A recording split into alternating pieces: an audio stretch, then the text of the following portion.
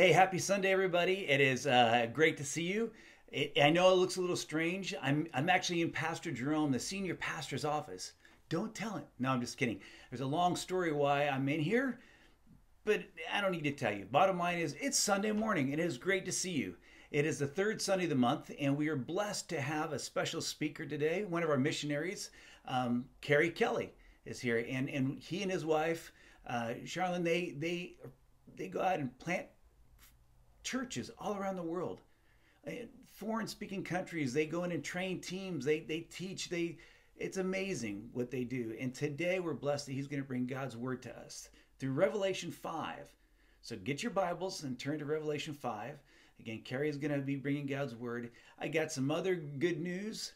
That at our live service, Shaylee is going to be back after having her baby Raylan, and our choir will be back as they take the summer off. So it's a big service live. But if you're only joining us online, you're still going to see and praise the Lord with Shaylee and music, and you still see me. But you won't see Pastor Jerome today. Last week I preached. He was on his prayer retreat, which is great, where he goes away and just really focuses on burrowing into the Lord for what's coming next for our church. But he'll be back next year. But today we have Karry Kelley. Oh, also want to let you know, whether you can be here every Sunday or not, we are actually looking for people to help sign up for different portions of our church campus to keep it clean, keep it watered, keep it weeded, and those kind of things. If you're interested in that, email me, Greg, at sunrisefallbrook.com, so I can get you to the right people, see if you want to be part of that. We have 41 areas on this little over 7-acre campus. It's a big campus. So we're looking for help and some volunteers to kind of say, I'll take ownership of this section. The other really exciting thing, starting next Sunday, the 22nd, where Pastor Jerome is going to start our new Bible series. Then that week, we're going to start our life group series. That means you sign up for a life group. It's a small group of people. You gather, you dig deeper into the Lord's word from the sermon, and you get to know each other and do life together. So that's coming up. And if you want to look into it and call me, we do have one offering. It's a Zoom offering online on Wednesday mornings. It's a men's study, but if I get more and more people that need that, we'll figure something out. So that starts the week of the 22nd. We got our Shine program, our youth program, starting on the 19th. We got all kinds of stuff going on. So we hope that you're being blessed this very day. And you know what? This is now clear our mind, clear our hearts. This is focus now on truly worshiping the Lamb as Shaylee leads us in song. God bless you all.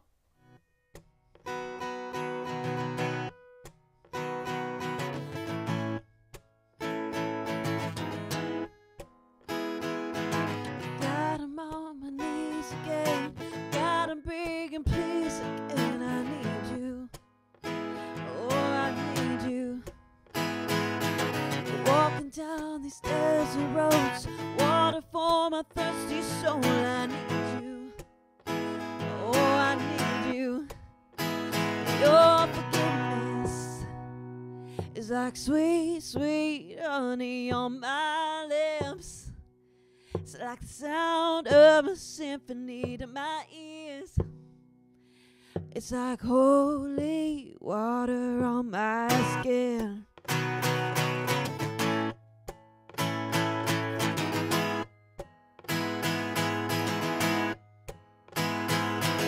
Dead man walking, saved to sin. I want to know about being born again. I need you. Oh God, I need you. So take me to the riverside. Take me on the baptize. I need you. Oh God, I need you. Your forgiveness is like sweet, sweet honey on my lips. It's like the sound of a symphony in my ears. It's like holy water on my skin. I don't want to abuse your grace. God, I need it every day. It's the only thing that ever really makes me want to change. I don't want to abuse your grace. God, I need it every day. It's the only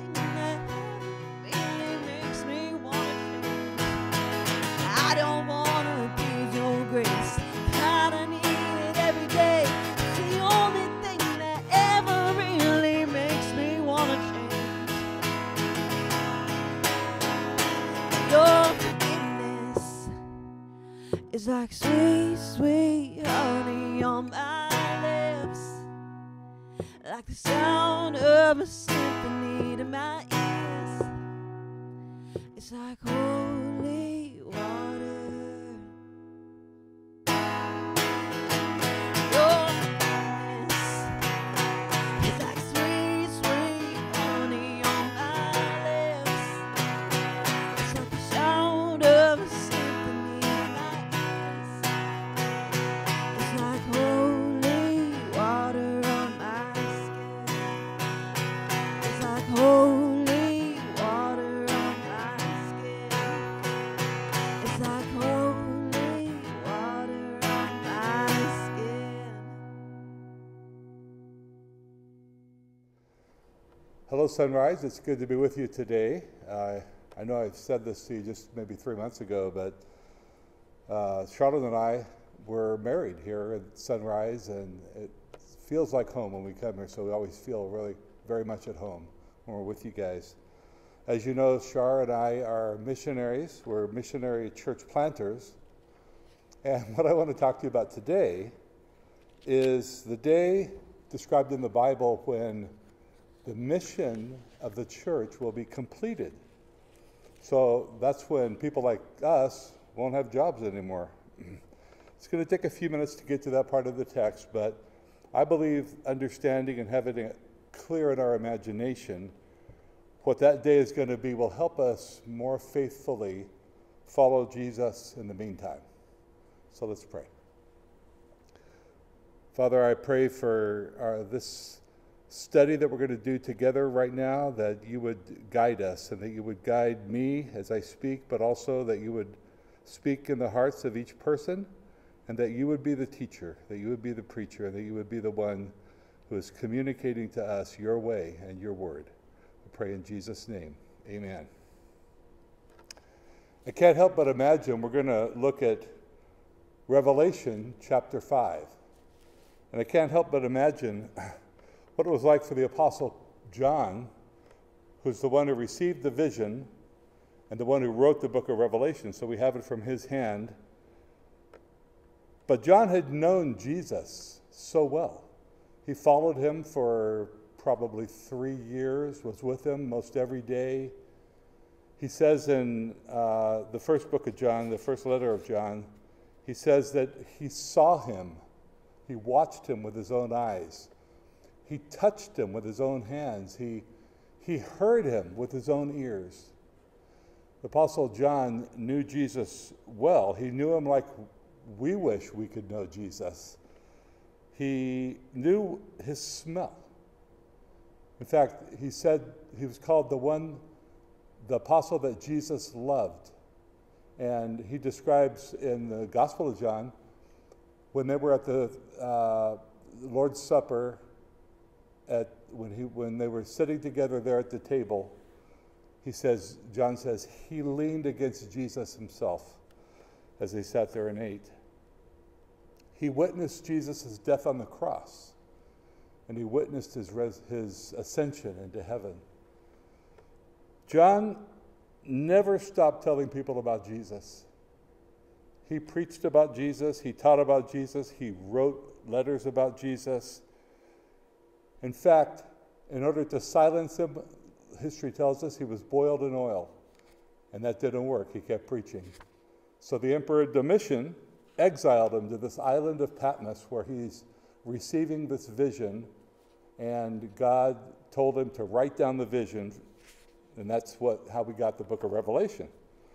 It reveals what God is doing and what he is going to do so that we can align our lives with what he has planned.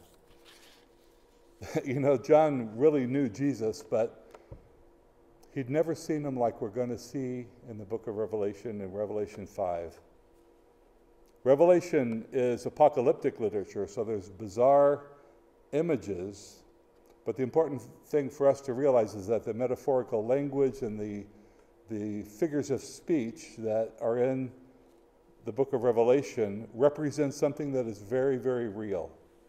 Even though it's about things that will happen in the future, God gave it to us to guide us in how we live our lives from day to day now. So let's approach it with that question in mind. What is it that God is communicating to us about what he wants us to do? What is it that God wants us to do and is communicating to us in Revelation chapter 5? Chapter 5 begins in verse 1 with the word then. That word is connecting chapter 5 with what John has written in the first 4 chapters. In the first 3 chapters, he's written letters that Jesus dictated to him to 7 churches that existed at that, what we call today in Turkey. And then in chapter 4, it says a door is opened in heaven, and Jesus calls John through that door and says, come in, and he invites John to enter through that door into the throne room of God in heaven. And there he is told, I will show you what must take place after this. You can read the details yourself later when you get home. Read chapter 4 and read the whole book if you want. I saw, John says, in the right hand of him who was seated on the throne a scroll written within and on the back, sealed with 7 seals. And I saw a mighty angel proclaiming with a loud voice, who is worthy to open the scroll and break its seals? And no one in heaven or on earth or under the earth was able to open the scroll and to look into it. There was so much to say. God wrote on the front of the scroll and on the back of the scroll. And then he sealed it with 7 seals. It's like when I write a letter, or when you write a letter, you seal the envelope. And that envelope is meant to be opened by a certain person that you've addressed it to. God offers the scroll in his right hand. Who will read it so we can see what is going to happen? Our text says a mighty angel with a loud voice asked the question, who is worthy to open the scroll and break its seals? I looked up in the Bible what a mighty angel is like. And one of the examples I came up with was in 2 Kings 19. It says an enemy army was arrayed against Jerusalem, ready to attack. And King Hezekiah prayed and cried out to God. And it says that night, God sent one angel, and 185,000 of the enemy soldiers were slain by that one angel. This is the throne room of God, the creator of all things in the universe and beyond the universe. And he's sitting on his throne. I don't know if that's a literal place today or not, but the God of the universe is in charge. He is real. He is unlimited in power. He knows everything. He sees everything everywhere. There is no escape from him. We are in his throne room, and he is holy. He always does what is right. He never slips up. He is purely and perfectly holy. And here we are in his presence. Nobody has ever seen his face. It's too much to take. Moses is the only one who saw his back once. In his presence, in the very presence of God in his throne room, a mighty angel cried out with this loud voice, who is worthy? In front of the angel and in front of God's throne, how would you feel? What would you know? There was nobody worthy. They searched heaven. They searched all the surface of the earth, it says. They even searched under the earth, maybe the dead, all the people who've ever lived. We might say they searched high and low, and there was nobody anywhere ever who had any business taking that scroll out of the right hand of God, breaking the seals and reading the text. Romans 3:23 is very clear. We all have sinned and fall short of the glory of God. Romans 6:23 says the wages of sin is death. That's what we deserve. We can't take the scroll from the right hand of God in his throne room before that angel. No person was ever found worthy, and hope seemed lost to John. I'm so glad there's more to the story. And between the throne, verse 6, and between the throne and the four living creatures, and among the elders, I saw a lamb standing as though it had been slain, with 7 horns and 7 eyes, which are the 7 spirits of God sent throughout all the earth. And he went and took the scroll from the right hand of him who was seated on the throne. Jesus appears in the throne room. I wonder if John recognized him at first. He is called a lion in verse 5, but here, in verse 6, he's a lamb.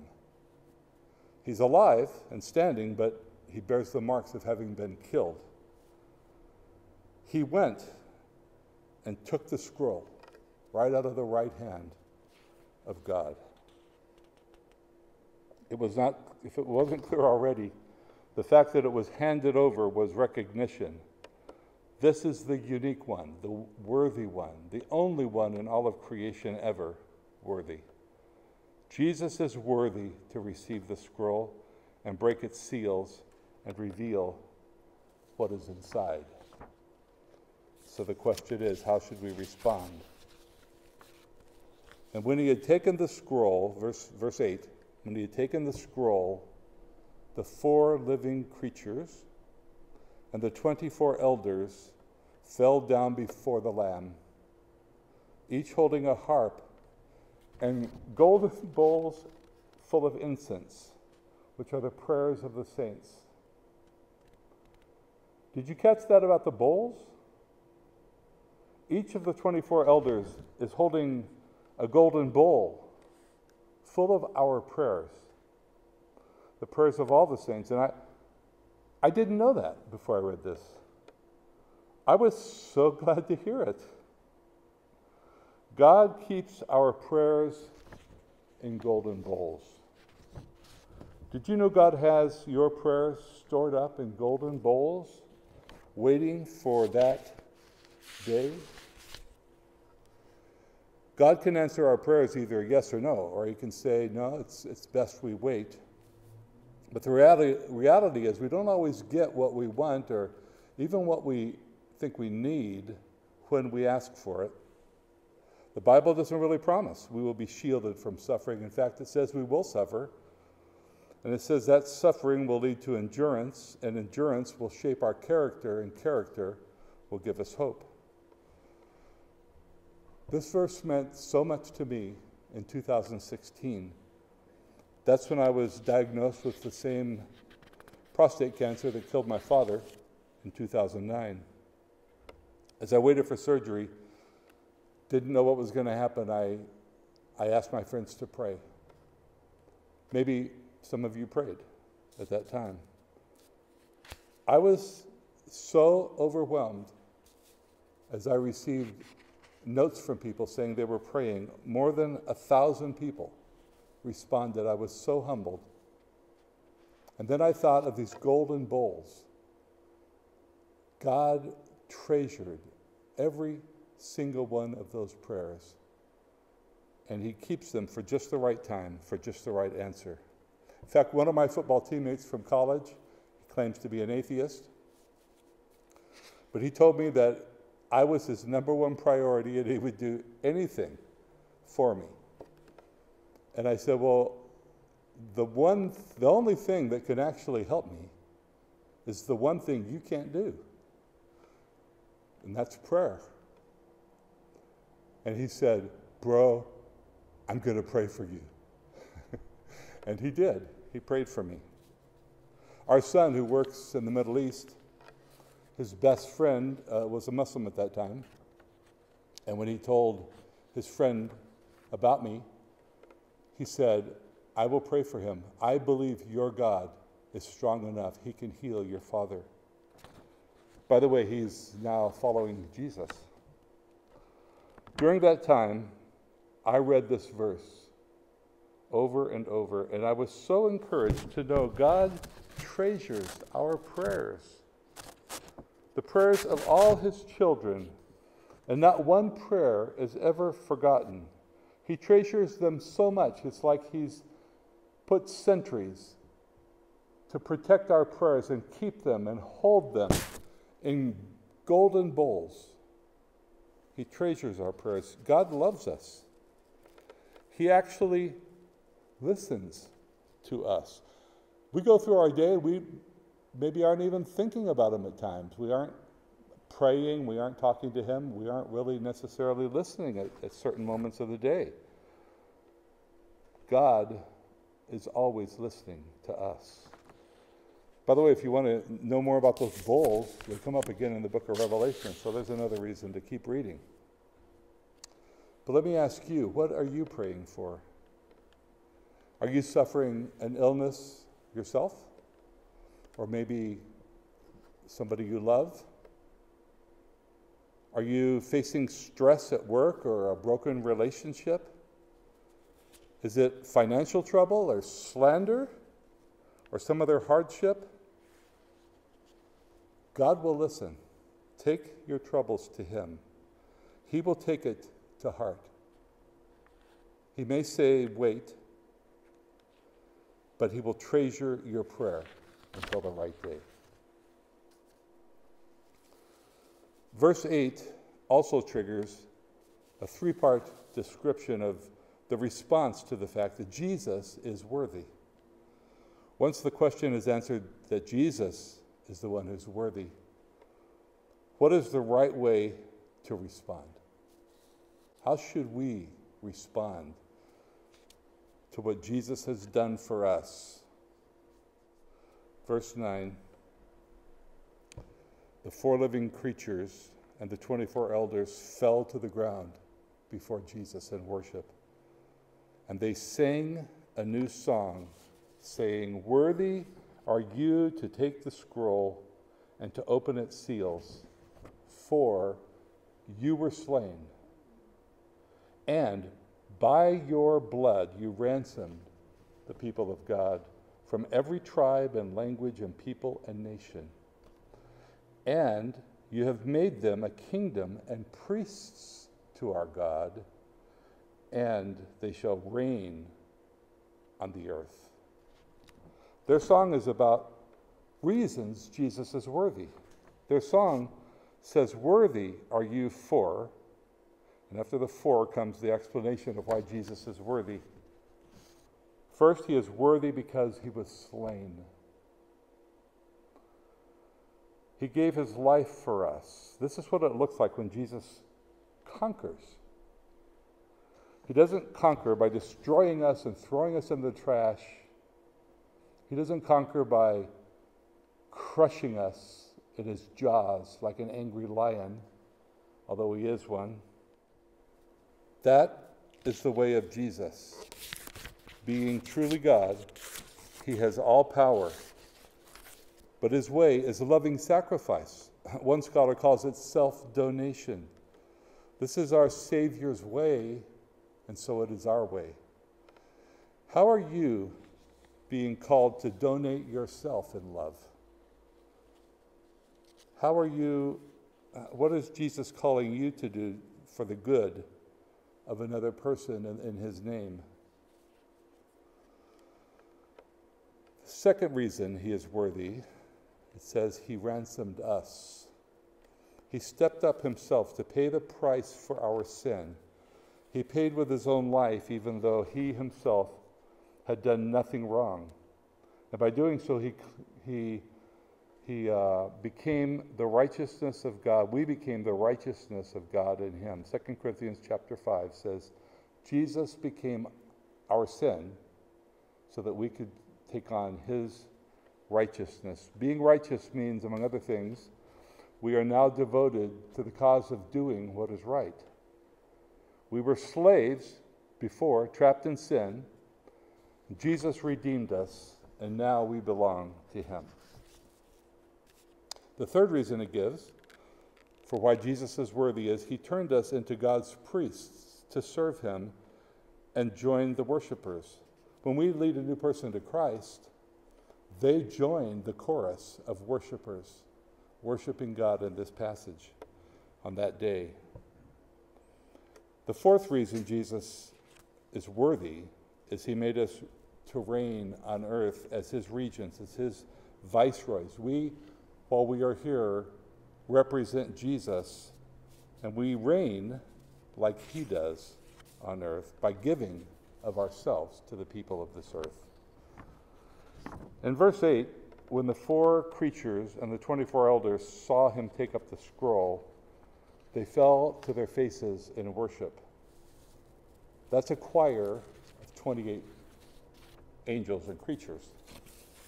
In verse 12, there's a second choir. It says, myriads and myriads of angels added their voices. Taken literally, that's millions of millions, hundreds of millions of angels also singing together, worthy is the Lamb who was slain to receive power and wealth and wisdom and might and honor and glory and blessing. Finally, another group adds their chorus to the angels and to the 24 elders and the 4 creatures. Another group adds their voices. Not now every creature on earth and under the earth and in the sea were saying, to him who sits on the throne and to the Lamb be blessing and honor and glory and might forever and ever. How do we respond to this? What does God want us to do? I believe this passage points us to 3 things that could be our response to what we've just read and seen.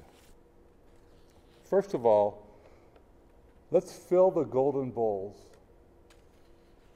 God delights in and treasures our prayer. God isn't overwhelmed by our prayers. In Bruce Almighty, I don't know if you remember, but God gives Bruce his powers, and quickly Bruce becomes overwhelmed by all the prayers that he has to listen to and answer. And so he sets up a computer to simply answer every prayer automatically, yes. He can't handle it. That's nothing like our God. He treasures our prayers. He never forgets a prayer. He never misses one. He always hears us. He's always listening. So let's fill up those golden bowls with our prayers. Secondly, it calls us to be, this passage, I believe, faithful witnesses for Christ. The second thing this passage says is that on that day, the day described in this passage, there will be people from every tribe and tongue and people and nation before the throne of God worshiping him that Jesus ransomed by his blood. In Matthew 28, at the beginning of the church, Jesus commanded his followers to make disciples of all the nations. That's the same word used here in Revelation chapter 5 when it says, there are people there from all nations. You see, the command, the commission that Jesus gave us before he ascended into heaven, the Great Commission to make disciples of all the nations, is now fulfilled in Revelation chapter 5.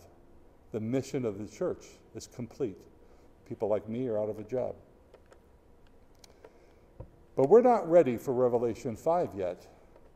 We still have work to do to be able to get to that point where people from every people group, every ethnic group in the world are following Christ. The Joshua Project tells us that 48.3% of the world, about 8,334 people groups, still have no one to tell them about Jesus. In fact, they also say that today there are more people living who do not know Jesus than at any other time in history. One end result of our task to reach the world for Christ is there will be on that day people from every group.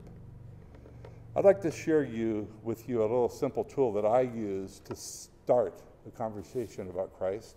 It's called a Shema statement. Maybe you've heard of it. I use them all the time.